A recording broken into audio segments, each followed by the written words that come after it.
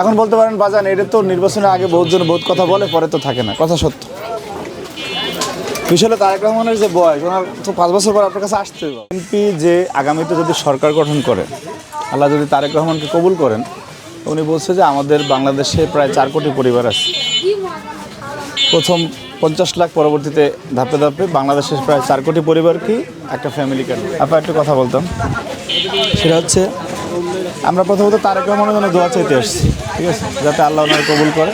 আপনারা দোয়া করেন, রাস্তা ছেড়ে দাঁড়ায় ভাই, রাস্তা ছেড়ে দাঁড়ায়, ঠিক আছে, মানুষের কষ্ট দেওয়া যায়, রাস্তা ছেড়ে দাঁড়ায়। আপনি একটু, আমি একটু 2 মিনিট সময় নিই, 2 মিনিট না না, এটা হচ্ছে ফ্যামিলি কার্ড। এটার কথা তো আপনারা শুনছেন মনে হয়, শুনছেন। তারপর আমি একটু 1 মিনিট 2 মিনিট বলি। এটা হচ্ছে বিএনপি যে আগামীতে যদি সরকার গঠন করে, আল্লাহ যদি তারেক রহমানকে কবুল করেন, উনি বলছে যে আমাদের বাংলাদেশে প্রায় 4 কোটি পরিবার আছে।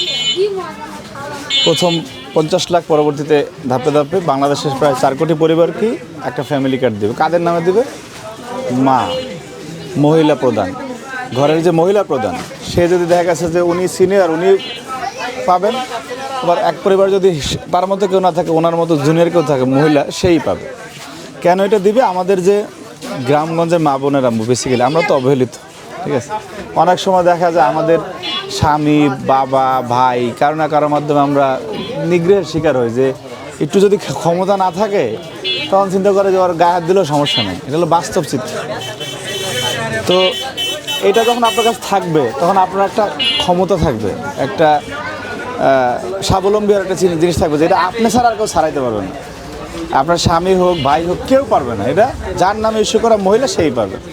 এটা মান্থলি একটা খরচ দেওয়া হবে, মাসে মাসে।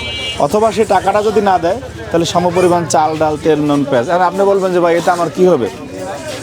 আপনার মাসে যদি 12,000 টাকা খরচ হয়, একটা অংশ যদি দেয় এখান থেকে, তাহলে তো কষ্টটা একটু কমলো, চাপটা একটু কমলো, ঠিক আছে। সেই জন্য এই যে আপনাদের কথা ভেবে তারেক রহমান এই চিন্তাটা করছে। এখন বলতে পারেন বাজান এটা তো নির্বাচনের আগে বহুতজন বহুত কথা বলে, পরে তো থাকে না, কথা সত্য। বিষয়টা তারেক রহমানের যে বয়স, ওনার তো 5 বছর পর আপনার কাছে আসতে হবে, আবার আসতে হবে না? উনি যদি এইবার হওয়ার পরে কয় যে আমি সব কিছু পাইয়া গেছি, তাইলে আর আসার দরকার নেই। কিন্তু ওনার তো আসতে হবেই।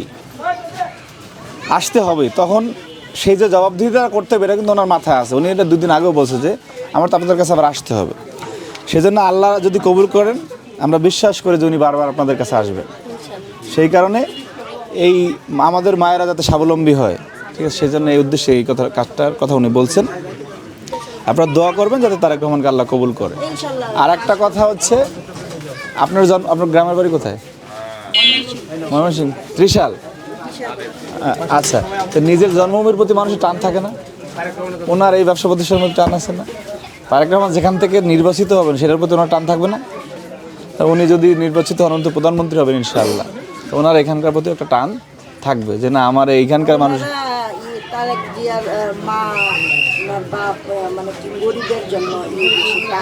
টান বেশি। ওনার বাবা যখন রাষ্ট্রপতি, তখন দেখবেন যে পৃথিবীর ইতিহাসে সেরকম ঘটনা নাই যে একজন কৃষক সে তার সাথে দাঁড়ায় আছে, নিজের হাতে কোদাল নিয়ে নেমে গেছে, এক জায়গায় গেলে সেখানে কৃষিকাজের কথা বলছে, ছাগল পালনের কথা বলছে, মুরগি পালনের কথা বলছে। একজন মানুষ, সে হচ্ছে আপনি যেরকমের, সেও সেরকম ছিল। এই কারণেই তো তারা মারা গেলে, বিএনপি আর অন্য দলের মধ্যে পার্থক্য কি? খালেদা জিয়া মারা গেলে জানা যায়, বোঝা যায় যে সে কী ছিল। জিয়া রহমান মারা গেছে, জানা যায়, বোঝা গেছে যে কী ছিল। খারাপ মানুষের জানা যায় কি লাখ লাখ মানুষ আসে? হ্যাঁ, আলহামদুলিল্লাহ। তো সুতরাং আপনাদেরকে বোঝাইতে আসবে অনেকে হিজাব পইরা, অনেকে নেকাব পইরা, কিন্তু আপনারা ভুল বুঝবেন না, কারণ জান্নাত জাহান্নাম এগুলি দেওয়ার মালিক একমাত্র আল্লাহ রাব্বুল আলামিন। সুতরাং এটা যদি কোনো মানুষ বলে, সে আপনাকে ভুল বুঝাইতেছে। যতই ভুল বুঝাবো, ওই দানের শীষেই ভোট দেন।